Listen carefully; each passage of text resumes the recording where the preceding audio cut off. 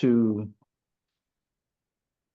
the National Cybersecurity Student Association's July interactive webinar focusing on developing cybersecurity informed, science focused eSports for elementary education ecosystems. And I am your facilitator today, Terrence Campbell. Just a little bit about me in terms of being able to speak to this or expertise in this. And so as a young man, I had an Atari 800 XL, way before the video games that we know today, but just shy of Pong. I actually played Pong, but I actually was able to use that computer that my folks bought me to help me manage my paper route. And so seventh grade, being able to play around with that box before computer science as we know it helped me develop a love for the sciences. And so I had an opportunity. I grew up in Flint to go to the residential 6 weeks program at GMI or General Motors Institute. Changed my life as a result of that program. Literally the day after I graduated from high school, I was a civil engineering and IT intern for the state of Michigan for most of my undergrad. And so in terms of how did that impact me with respect to my academic career, I did pursue a, okay, that's what's, a bachelor's in business administration focused on operations, management, and research. Ended up pursuing my first degree at Ferris in cybersecurity. Back then, it was just called Business Intelligence and Information Assurance.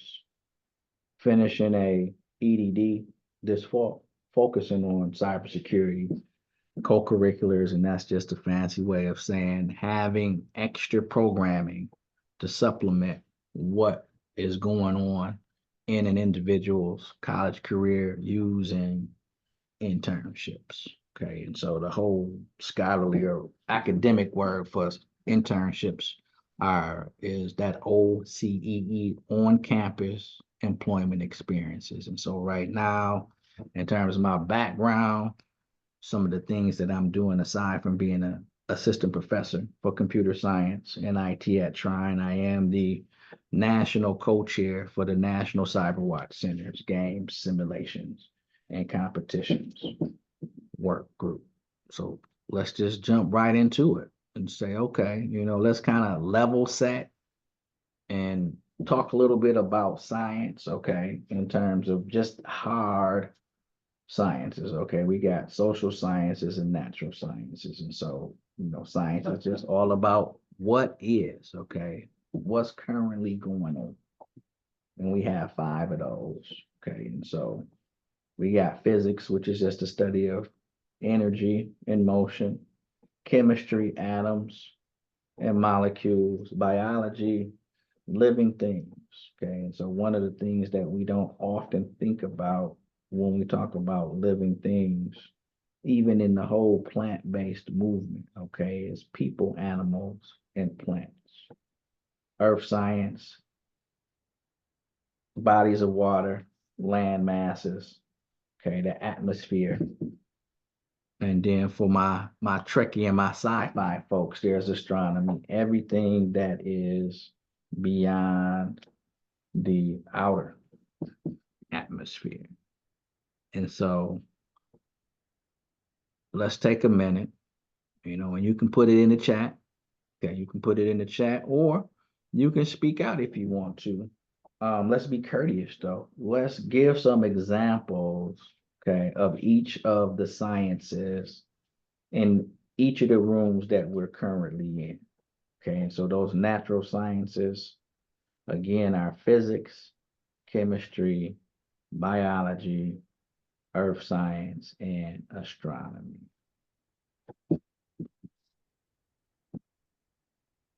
I'm listening. Astronomy would be Hubble, wouldn't it? Could be, Yeah. could be. Absolutely. I've been doing a lot of I'm reading, and loving the new pictures that we're getting, the crispness yes, of the that's pictures exactly what that I've been following. we're seeing. I think I saw this week, it was either this week or last week, for the first time that I've seen, not only did they show Jupiter, I mean, and you get a sense of the massiveness of Jupiter, but they also show two of the moons in this picture that they had. It with two of the Right, moons, and one was actually in a much faster orbit than the other. So I thought that was pretty cool. right. What fascinates me is the fact that you're looking at something that's millions of years, millions of light years Right. away. Light years, right? Light years. Right. Very interesting to just wrap your head around that I'm looking at something that's millions of light years away. Right. In quote unquote real time, right? Depending on Yep, what site you go to. yep, yep.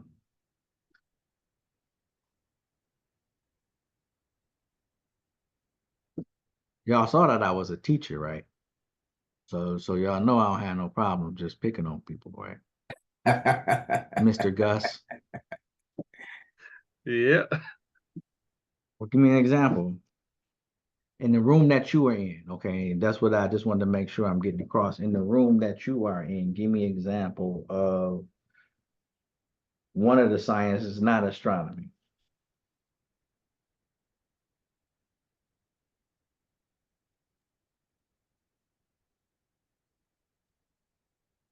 The technology that we're on. Yeah, I was just getting ready to say the same thing. The Well, technology which one? that Which we're one? I'm a viewing. Which of the laptop. sciences does that Oh, represent? earth science. That's not earth science. I didn't see previous Oh, you need to previous see the slide. previous Yeah, slide. show that Okay. list again. Yeah, Now, depend on how you want to spin it. yeah, Okay, it could be earth science because there are, over the past, and Milton and I have talked about this, over the past year, there have been, 5 years, there have been major shifts in the periodic table, in that we've found some new, or I would probably say rediscovered some elements in Africa that many of the digital technologies that we are accustomed to could not work without. right. Yeah, many of the metals, this earth sciences that we Mm-hmm. use in technology. Mm-hmm. Absolutely, Yeah. absolutely. And there's a couple of them that When are you look at your actually chip on that fine technology, line, but between being a mineral and a metal. I'm sorry, what did you say, Milton? when you look at your chip technology, Oh yeah. Oh yeah. but we can go as far as chemistry with what's happening with today with COVID Absolutely. and so forth, Absolutely. and what the companies are having to do to come up with some type of medication to fight that off. Absolutely. Absolutely. I would dare say biochemical, Yeah, biology as well. and in some cases, we could say physics, right? Because Yeah, it's nano. absolutely. So that has brought about the example. I just wanted to bring some real world examples into this webinar slash classroom that we have. And so as we think about, okay, science, technology, and information technology, okay, despite Excuse me 1 second. society trying to use those words interchangeably, as I have had discussions with everybody on here at one point in time, if they were the same thing, then why do we have different words? And so we've already defined science. And so if we look at technology, it's just activities that practically apply principles of scientific knowledge to solve a problem. Okay. And the example that I commonly use in terms of technology is paper. Okay. another example that I can use in terms of just modern day are any of the outside wear that we put on in terms of jackets, hoodies, those kinds of things. And so as we go from technology to information technology, it's just the integration of some machinery and or digital resources and cases to expand either the productivity of a technology to do more with less, its scope to do something new, its reach to get more folks, or a combination thereof. And so going from the technologies that I've provided examples for, so you got the paper, okay, paper in the form of information technology, any of the tablets, okay, that we have, because it allows us to not just only write, okay, but now we can do a whole lot of other things to include draw, to include if we want books, it'll read to us. If we want to send an email, we can click on that app, send that attachment to not just the 5 of you, but how many folks did you say we have in that database, Gus? About 9,000, you said? 9,500. Oh, I'm sorry, 9,500, 500 short. In the case of the hoodies and jackets, or we'll just say wearable tech as a whole, okay, we've got jackets that if you hold yourself, okay, they have heat sensors in them and heating technology. Okay, we have other wearable tech that if you in places like Memphis, where Mr. and Mrs. Campbell are, that they'll cool you off, and so on. Okay, one of the other big things as we look at technology and making that conversion from technology to information technology are couches, tables, chairs, where many of the newer ones you can buy today, they do what? They actually have USB ports in them, so you can charge your pocket computer, not a smartphone. This is a pocket computer. I used to carry 50 cents. Miss Campbell would make me carry money in my pocket, coins, 50 cents. So wherever I went, I actually used a payphone. All right. So as we think about science, technology, and information technology, let's give some examples of the two. Give a technology and then give an example of that technology as an information technology. Again, we got paper to tablets. We've got tables, couches, and chairs, just regular sit-in, to being recharging stations. I'm listening. As you just stated, telephone. This pocket computers. Yep, that pocket Absolutely. computer. And I had to remind an older gentleman, because he was saying, I don't have a means of doing XYZ because I'm always in a car. I said, well, use that little computer that you carry around with you. Absolutely. Absolutely. And he had to look at it from that perspective and say, you know what, you're absolutely right. This is a computer. It is a computer. It is no longer just a telephone. Nope. Nope. It wasn't a telephone when they first really came out, in terms of what we know as smartphones, that first iPhone in 2000. Yeah, it wasn't, but it didn't have all the functionality that it Nope, does today. absolutely. Absolutely.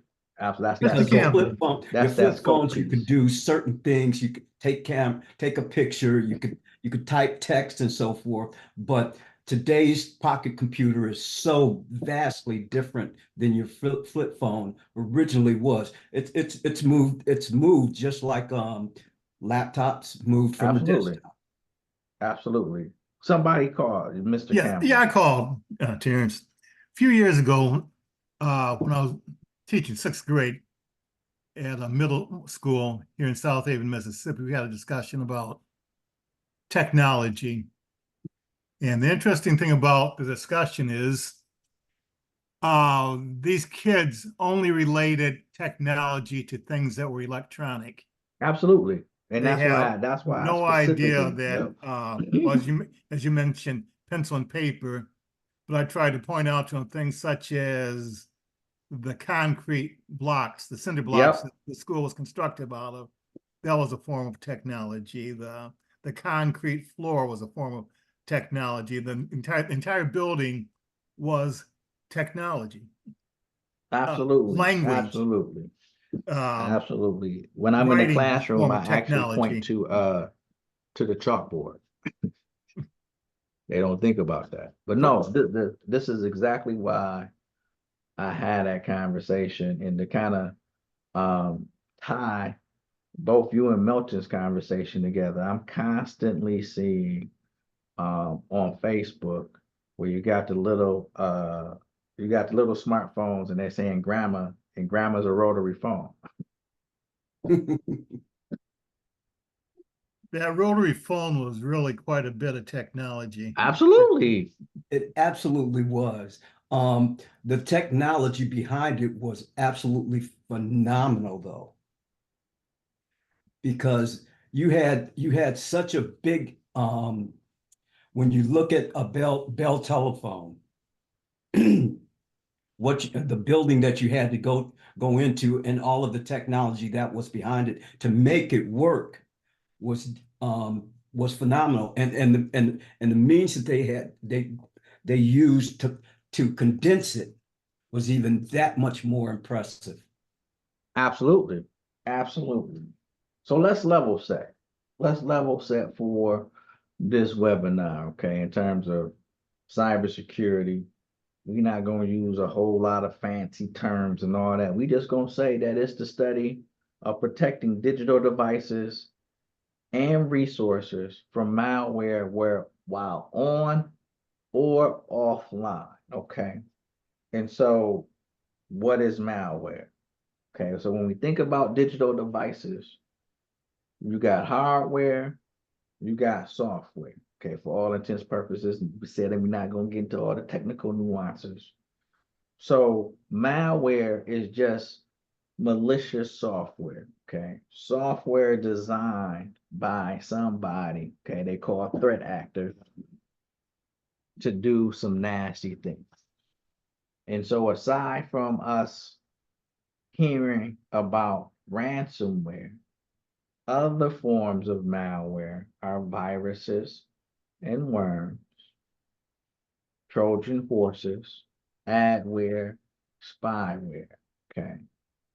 Now, in terms of software that is for good, okay, if we say malware is part of the dark side of the force, we got some devices and other softwares that can help us, i.e. the light side of the force. So routers and switches, okay.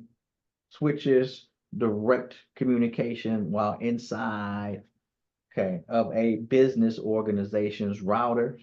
Take it, that's what allows for information to go out of the company. And since home office, okay, Soho routers, small office, home office routers. Okay, so whether it's AT&T, Comcast, Wide Open West, I'm gonna say Starlink because we do have folks that's the only way they can get internet access is satellite. Okay, routers let us out, but keep bad folks from coming in. Of course, as we talk about our digital devices, we got laptops, desktops, iPads, smartphones, and then there's all kind of good software that helps protect us. Okay, so that's antivirus, anti-malware, and then I'm sure everybody has seen the variety of VPN, virtual private network commercials at some point in time. And all that is a fancy way of saying you have your own special tunnel in the internet that nobody can mess with. You look at it as a pipe going from point A to point B. Yes. Yep. And going to Mr. Campbell said that pipe under that concrete, and that pipe being a pipe made of steel and lead. So Superman can't look through it. All right, so let's take a minute as a group and identify a couple of fundamental examples of how science, and let's try to think about each of the sciences. Is fundamental to cybersecurity for 3rd through 5th graders. What are some examples of their world through the lens of science that align with cybersecurity, in your opinion? Bettina?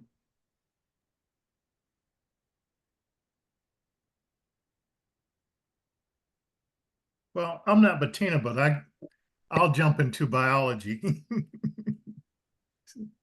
Living things and worms, which There we burrow go. into spaces that they're not wanted and cause all sorts of unseen damage. That is an excellent example of worms in the biological sense and worms in the electronic sense. Electronic sense, yeah.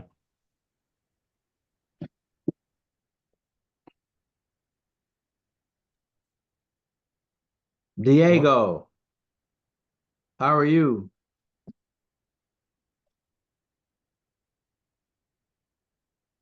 You there, Diego? You're Hello. on mute. Yes, sir. You're on mute. I'm doing very well. Very good. Okay. And yourself, sir? I'm good. I'm good. I'm Good. good. You with us? Yes, sir. Yes, sir. Okay. So give me an example of how a science aside from biology might tie into something that's fundamental for cyber. And it doesn't have to be anything that I had on the slide. It can be something totally different. It's science that is related to cybersecurity. Uh, from third to Yeah, fifth. or how would you relate one of the sciences to a fundamental aspect of cybersecurity? Um, I'll have some time to think about it, sir, and I'll Okay, get back that's with you. fair. That's I got fair. I have one. So social science, right? You know, the society and the relationship amongst people. Yeah, You know, we have the internet now and social media and you know, the information that you put out there that could be used against you. I Uh like that. I like that. And so wow, folks won't talk about it typically this way, but biology includes the study of civilization, which includes its interactions. So excellent example. Excellent example.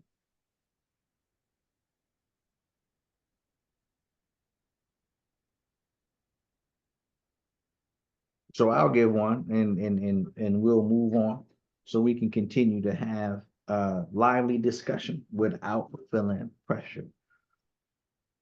Video games, I was eSports. just getting ready to say gaming. I mean, Gaming. that's what we're on here for, right? Yeah. You know, and so so that's physics, so energy and motion. But when you look at how fancy some of these facilities are, okay. And so when we think about cybersecurity, one of the things that we need to think about, because I say while you're online or offline, is physical security. So badges, okay, they retina scans, eye scans, They even have these kind of scanners in terms where you put your hand in. It's not just looking at your fingerprints, it's looking at the blood vessels in your hand. So just a couple of things, okay, in terms of how science fundamentally ties to cybersecurity for third through fifth grade. Very good example. All right, so what is esports? Basically, as I said right there, IT applied to competition. Okay. Organized, no different than the Olympics that are going on right now. As a matter of fact, the very interesting thing, despite the modern day, the day the world stood still last Friday, most folks don't even know we actually, when I say we, America, has a cybersecurity Olympic team. We hosted last year. So this ain't something, that we just sitting here, on this webinar talking, that would be a good idea. I mean, trying to figure out what's the flag football variation of cybersecurity games, what's the T-ball version, and any other professional sports association that 50 years ago made an investment in kids, and we see the phenoms that we see today. I mean, heck, we just about what? Halfway of the year, and the number one eSports athlete in the world right now, without merchandise, $1 million a year. Well, for the year. And it's the year ain't even over yet. So it could be 2 million, all things being equal. And it's fighting games. Okay, it's first person shooters, FPSs, real-time strategy games, traditional sports, and then multiplayer online battle arena game. However, we do have some games, okay, eSports, focused on systems and network applications, as well as office productivity applications. Microsoft has what's called a financial cup. And so that's all about Mario. Okay, just for example, of taking it and putting it in third through fifth grade world, Mario using Excel to come up with new kind of Excel spreadsheets, new kind of formulas based on different kind of scenarios that they're placed in. And so, all of these games, we got PCs, we got consoles, i.e. Xbox, PlayStation, and the Switch. Okay. And even that's a whole competition, if you will. Precursor to all games, Pac-Man. Oh, absolutely. Well, that was why I kind of, to your point, went for a little bit further back than that and said Pong. Okay. And I still avidly play video games. My favorite all-time game is The Legend of Zelda, the original, which came up with split screens, and we gonna do all this other kind of motion. Well, if you recall, even before then, the Commodore 64 was yes. primarily used for gaming.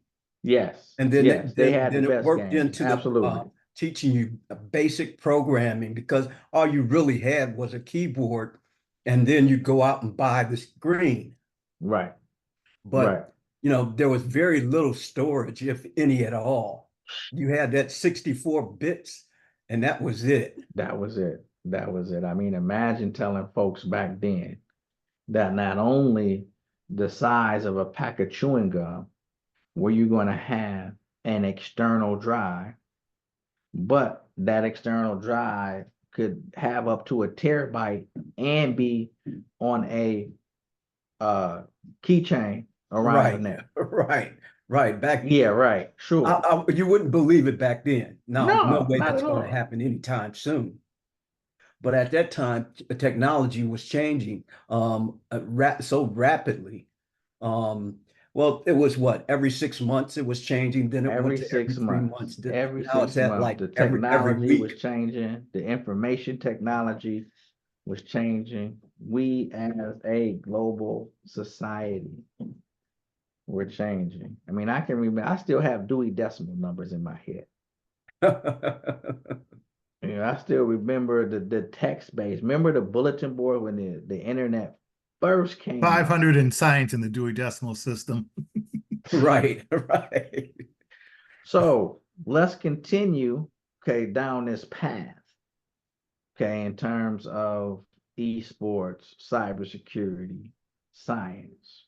What are some games? Okay, because we made that distinction for eSports as games and or application. What are some games that we think that college students can play with third to fifth graders, can demonstrate some level of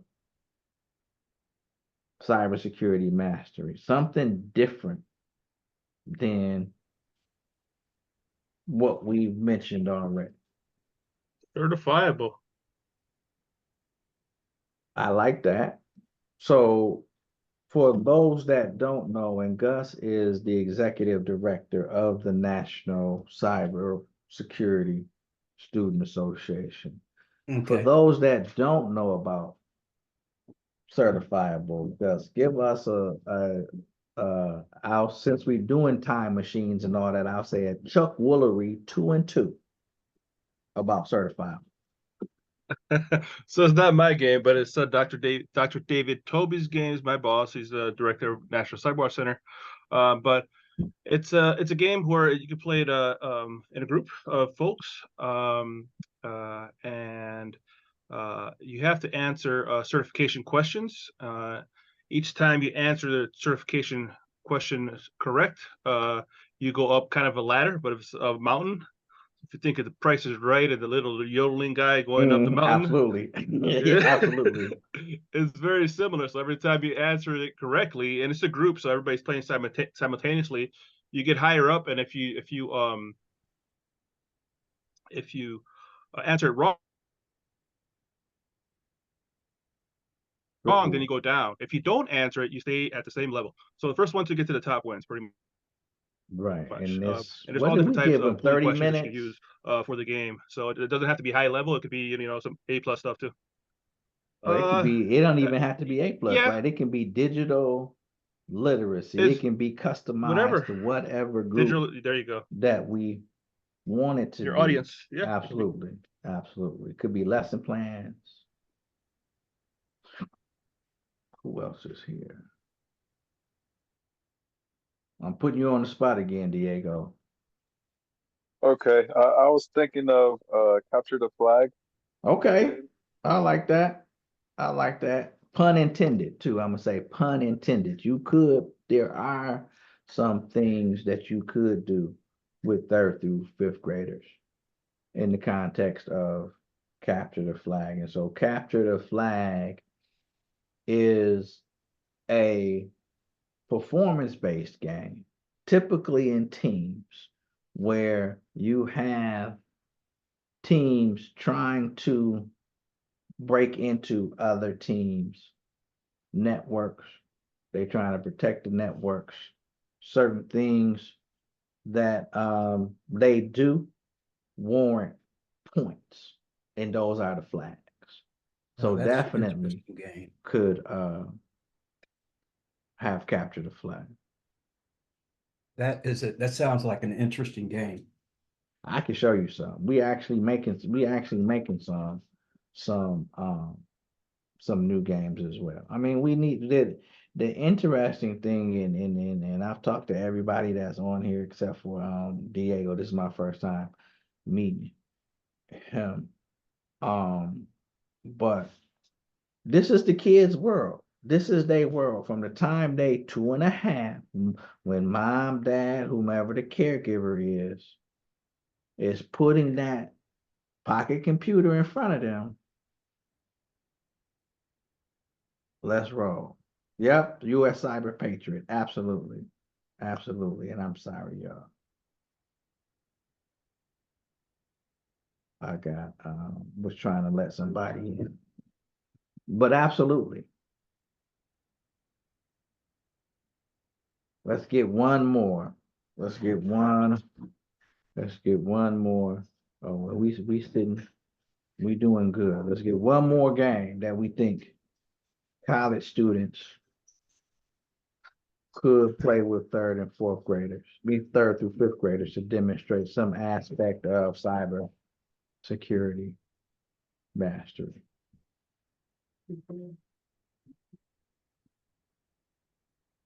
So I'm gonna give one, and it's right in y'all face. Y'all don't know this, because you probably haven't played this game. This game right here is a game where students have to count in binary, okay, to actually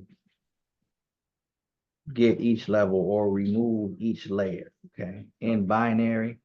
Okay, so we got 8 numbers. Those numbers, as you see in the graphic, 1, 2, 4, 8, 16, 32, 64, and 128. Those are the only numbers, okay, that digital devices use, not just to count numbers, but this very cool PowerPoint presentation that you see, all it is ones and zeros. That's it. And so as we look in the picture, where on the right column, where you don't see numbers, so where you don't see 11 and you don't see 16, we got to figure out, for example, where the red 4 is and the red 1 is. Okay, that's 5. And so you got to alternate between actually using the binary numbers to get decimal numbers. Those are our numbers, okay, which, contrary to common belief, go from 0 to 9, not 1 to 10. But then we also have to do the other, take the decimal numbers and pick the right binary combination. And sometimes it's even so slick, it won't light up anything. And that's just 0. But if you're not thinking about it, and I've watched it, it's got intelligence in it. It has AI in it. Okay. AI is not something new. AI go all the way back to them video games. Okay. Pong and Zaxxon, and the games that Texas Instrument is not even the same company that it was back then.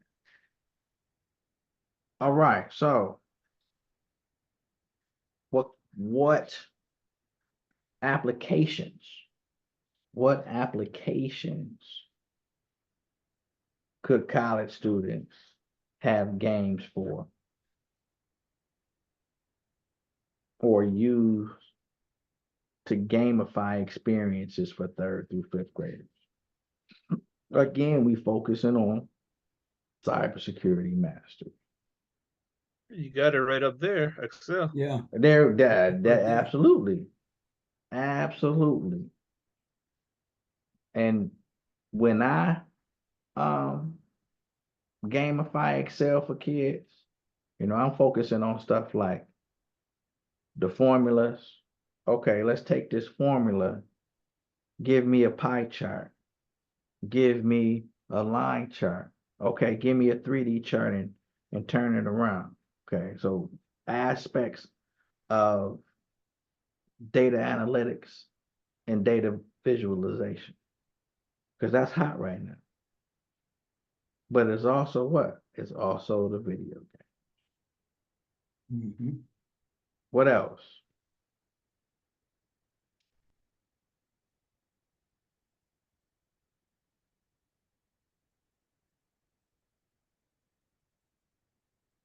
Just like we do Excel, I like having them do animated presentations in PowerPoint, or it could be present slides. It's slides in Google. So it's Google Docs is Word or the word processor that Google supports. Google Slides is the presentation software. What's their spreadsheet?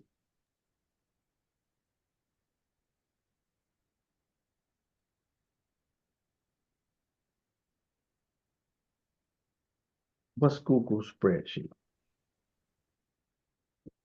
Oh.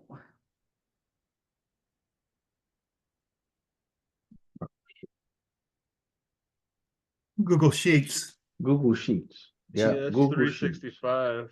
That's only online, I believe.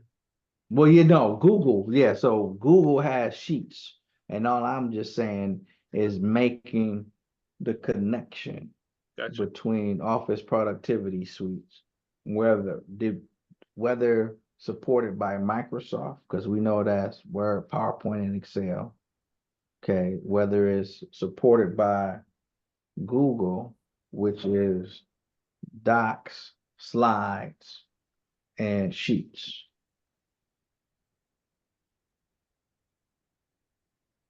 And then we got the same and so Apple's is notes, numbers, and what's their PowerPoint? I'll figure it out before we done. But either of those. Would password protecting files be considered application? How? But so yes. But what would that look like as a game? What As a would that game? look like as a game? I think it's an awesome idea. I just You don't know could. how. Yeah, it would be No, a little Keynote, tough to yes. put together, Thank you, but Dr. Tamara. I'm sorry. as a game, you could just have a couple different files, and as soon as I had to try to go up and create complex passwords for these different files, and they have to meet the system or the password complexity requirements. I I don't know if like it'd that. be I like that. We could make it much easier and just say cryptography, right? We could remember cryptography. the Yes. decoder rings, the Yeah, decoder rings a that it second had, to and oh that one, yeah. there are decoder ring Caesar cipher. Yeah. Oh gosh, it's a technical term for it, but I'll say the decoder wheel, just for lack of um, having it on my tongue right now. I can't say it. What else? What are some other applications?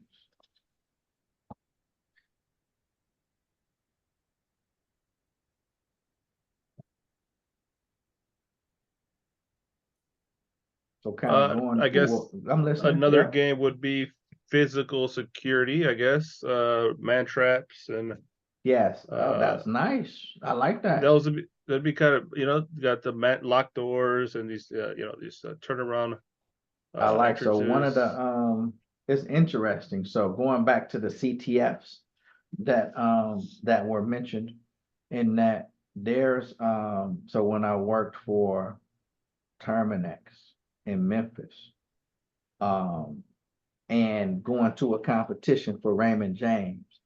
They had a physical security competition, and it was lock picking. They had to actually pick locks. Yeah, I was gonna say that one. Like a lot of security conferences has the lock picking villages. Yeah. See the one that's a slippery slope, though, right? in terms of the population that we're dealing with, but no, Correct. something to that effect. All right, so we are at the end of my presentation.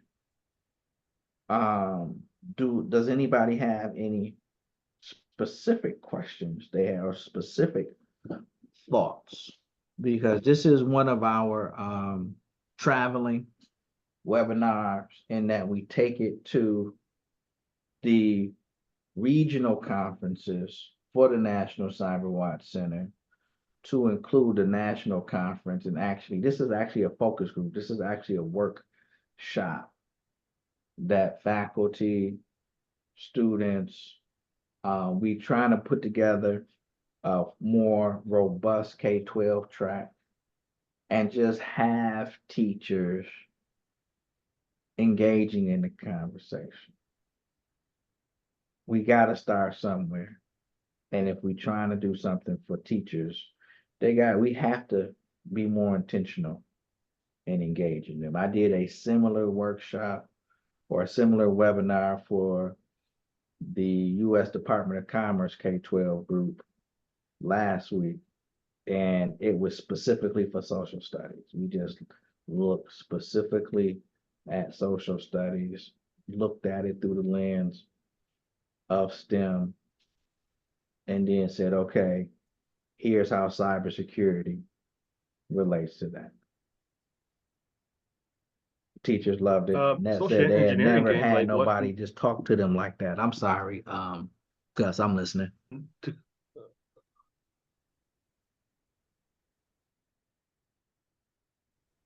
sorry. Social. I'm sorry. You don't get rewarded for the stuff you click on correctly, or my internet's unstable. So social engineering games, they click on things in an email to see if it's if they clicked on if they clicked on something wrong, or reporting stuff like that. Because nowadays, a lot of students are using these portals where they have to go online and look at their homework or stuff like that too, even at a young age. So a game like Absolutely. that would be good too. Absolutely. So PBS actually has they had these Nova Labs where they actually applying scientific principles to other aspects or non-taught aspects of science. They actually have a cybersecurity lab. Um, Social engineering is one of the things they do. They got coding, and then they actually have creating strong passwords. And all of these actually they have games tied to them, so they can actually learn about that. I'ma ask Dr. Tamara, because she has worn many hats with a middle school teacher being one of them. And so the question, Doctor, is how do you foresee these games being able to use, or like to see the games being used in a manner that better prepares kids for middle school? Hello, thank you for that.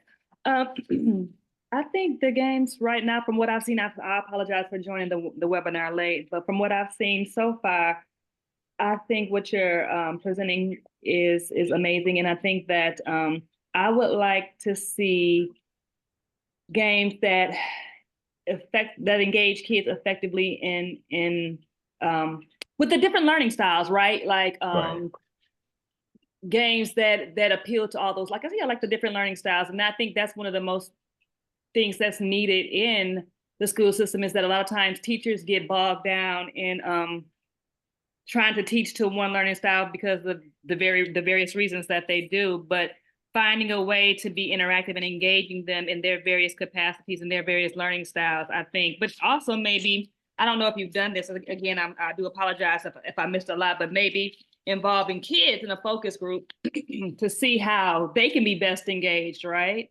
Oh, absolutely. No, we're doing that. We're doing that right now. We have Okay, cool. we piloted an eSports one program where basically it's event planning, but focused on competition. And a part of that is that we actually sat them down, said, okay, here's a myriad of different coding platforms as well as game engines. Mhm. And so they've identified a couple of different genres. That's why I came back to this, because that's all you're saying. I'm sure if we did the research Mhm. in terms of different learning styles, that we would see that there are folks that gravitate to certain genres Mhm. of games. Mhm. Okay, although we would never do first person shooter, never. Our kids always, ask me if that's what the first day we gonna do Fortnite. Nope. Why not? You tell me how I can justify, even in COVID, Mhm. that that's the number in the top three killers for you and your peers. Mhm. You tell me.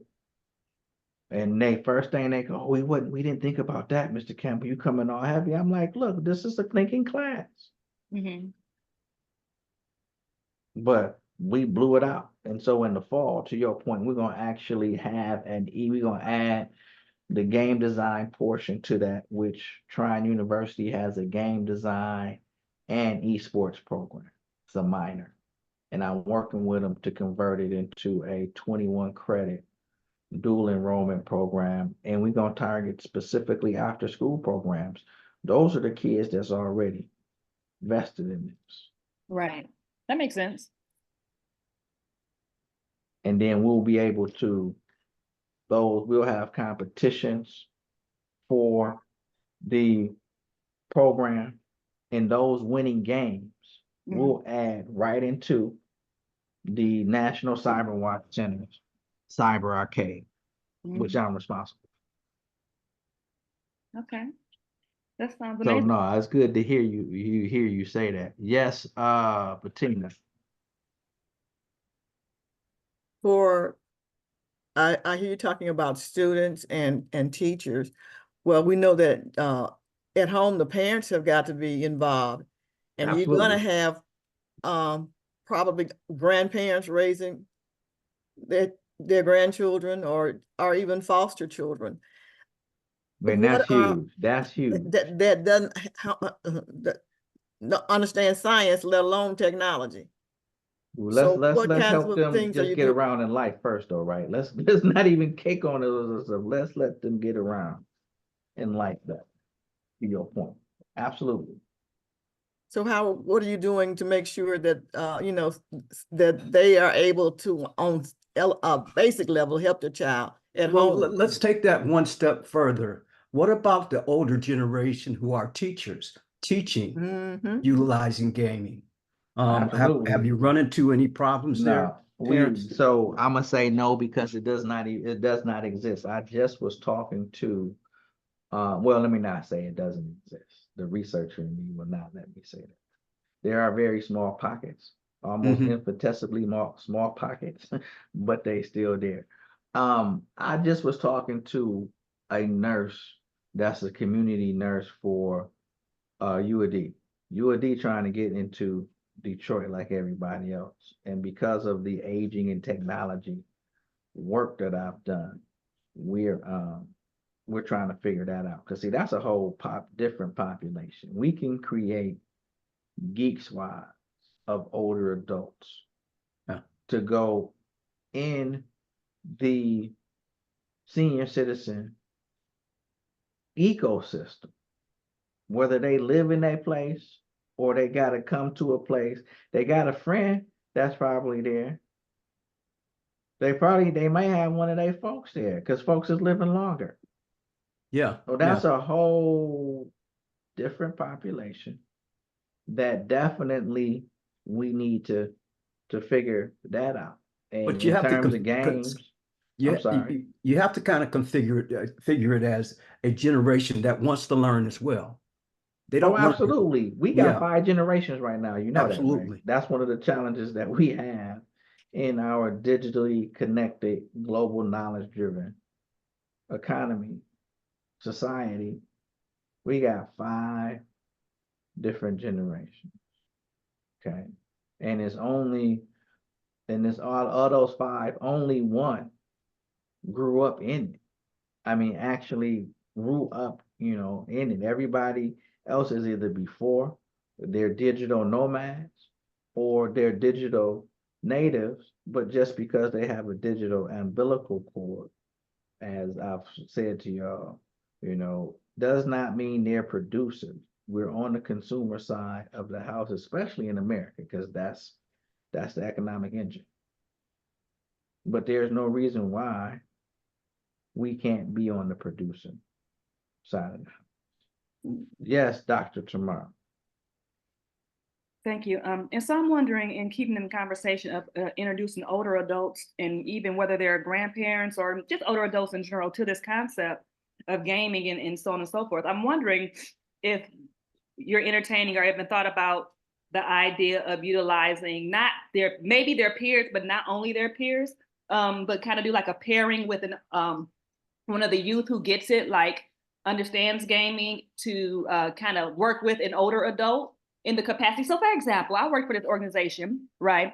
And we had this group of young people that we trained, and they then worked with some faith leaders, right? And it was a beautiful relationship because the faith leaders were older adults and they were learning to see things from a younger perspective and around sexuality, and helping the older adults understand how sexuality, impacts them as older adults, but just kind of educating them.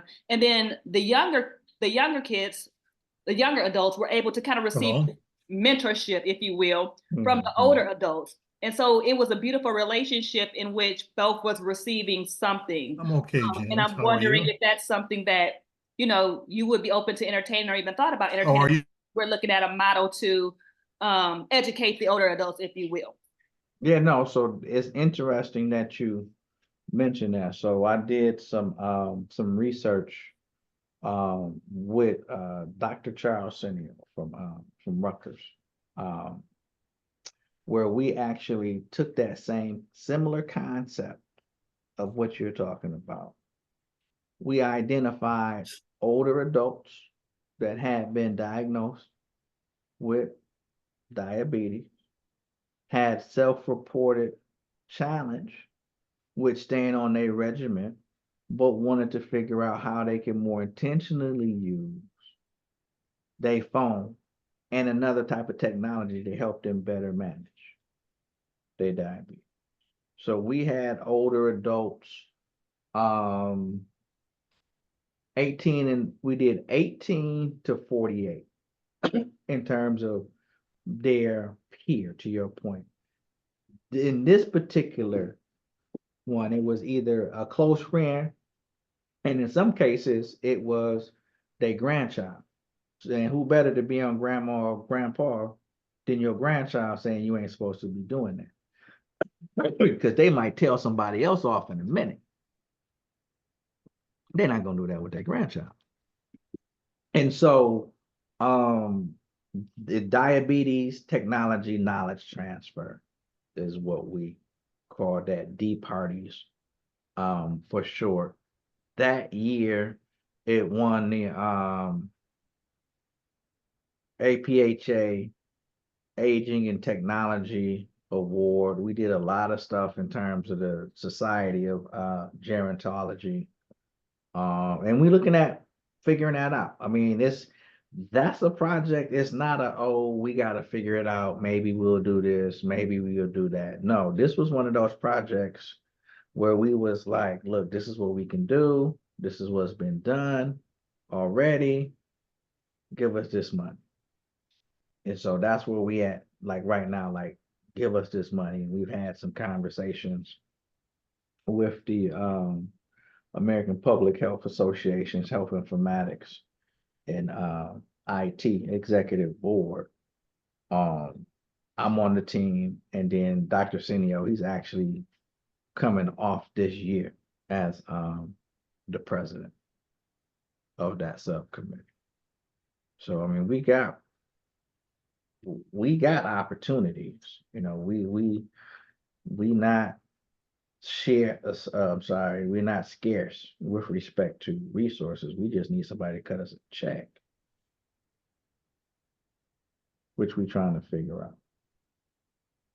So I'm sorry. When you're talking about young people, I like that people that work with young people, I like to keep in mind too, mental health therapists. Yeah. And how they can use this gaming to enhance their therapy or treatment with the young people? Well, see, I would flip it. We got the expertise here. What's a digital treatment? What is a digital intervention? What is a gaming intervention that's proven effective to change or have positive effects on conditions for kids? We can look at mental health. I mean, that's the cool thing about having these IEPs. We can go get kids with IEPs specifically, or the kids that we interact with, see if they got IEPs. You know, I 'cause one of the really things think I'm sorry. I really think that as we're going more toward virtual sessions with our young people, well, in mental health period, that it would be good, for the NASW and other APA We could get some night at to work with you to come up with some modes of therapy that are cyber safe, and that will benefit the young people. Because you're kind of Right. talking about how to reach them. And And I you Oh have no, this children with is it. ADHD and all of This those is kind of it. things that I think, that you can probably get to sit still for a while Mhm. using You technology think? to be Yes. using You think? technology to be able to help them regulate themselves. Yeah, I think, but absolutely no different than it's a dosage. What's the dosage, right? We're just not talking about it that way. What's the dosage? I think Bettina makes a great point, because when you think of frequency, frequency, sound, and vibration, which is all a part of the digital experience, there is definitely data out there that supports, especially when we're looking at children who reside on the spectrum, the autism spectrum, and just even kids in general. When you think about how frequency, sound, vibration, and color, even all of those things impact the psyche, you're looking at profound healing, not just mentally and emotionally, but physically as well, on a DNA and cellular level. And so I'm with it. a game of some sort that can encompass, hertz, frequencies, vibrations, and color would be very, I mean, you're talking about a game changer for mental health and healing No pun on an intended. energetical perspective. That's deep. Let's make it happen. Let's make it happen. Sure. Well, sir, you know how to find me. Right. No, but I think though, see, the one thing that I recently found out that I did not know exists is called an opinion paper.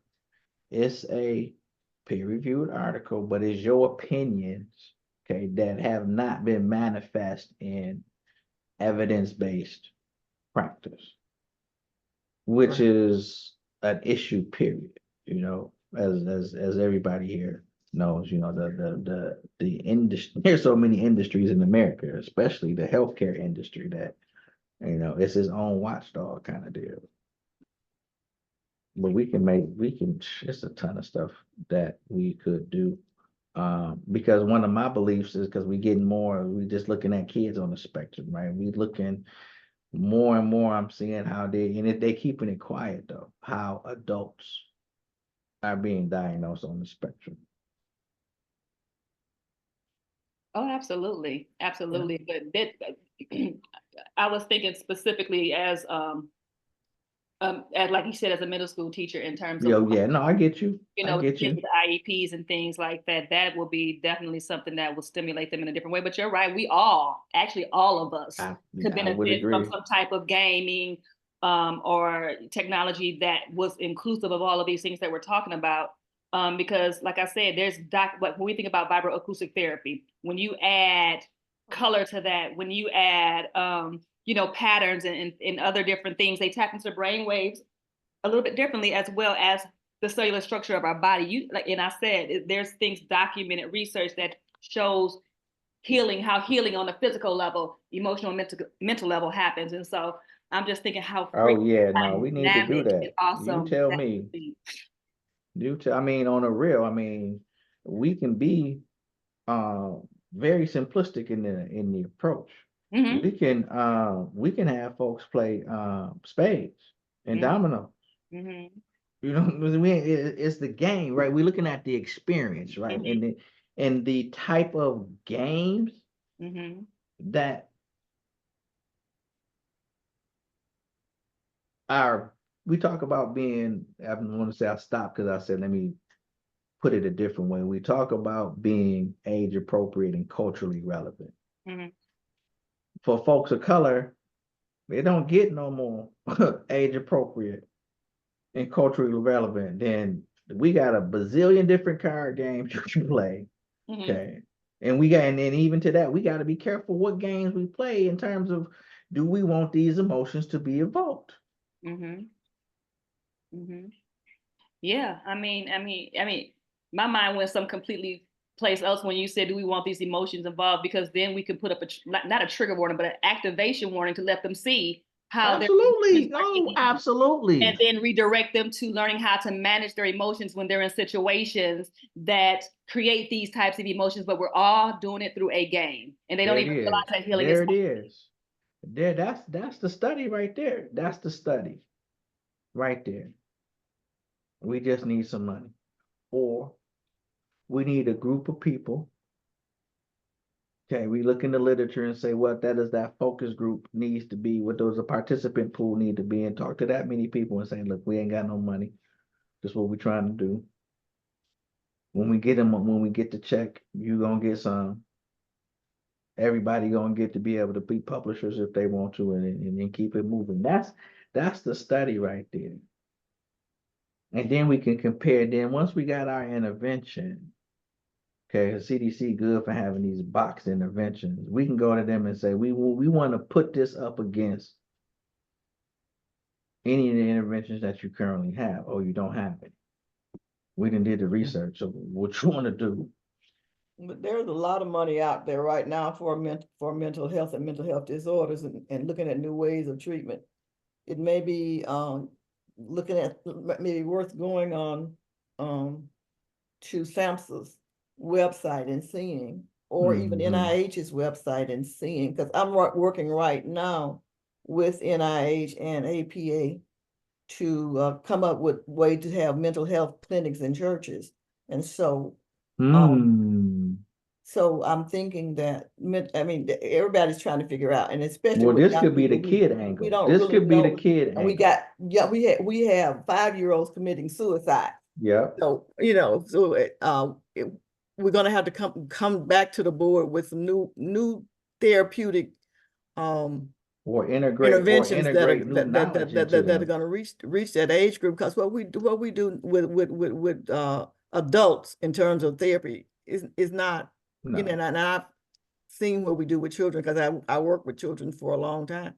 It's not gonna, I mean, we need something, and I think that this would capture them. Oh, absolutely. Absolutely. Absolutely. I mean, one thing to the point of all of this, right? One thing that we're not seeing, okay, that even amidst all of this stuff that we've been having, to include COVID, the video game industry, okay, to include online gambling, has seen year after year after year after year growth. These are jobs, these are tech jobs. And everybody don't have to be a techie. Everybody don't have to want to install this, that, the other. I'm constantly telling people the two biggest things, regardless of how much cybersecurity and all that you have, you're going to always need technical writers. Somebody's always going to be needed to write some kind of report, or a trainer. Somebody's going to have to write the training. And Mr. Campbell can tell you it's jacked up. It's jacked up in terms of the materials that's out there, the trainers and all of that. To have people, to have some humanity put in this stuff, oh man, that's over the top. But look, it is 8:15, 7:15 your way. Okay. So, I'm not saying I'm trying to get off. Y'all No, know I'll no. talk about this stuff as long as y'all let me. I'm just being conscious of people's with this time. presentation tonight, Yeah.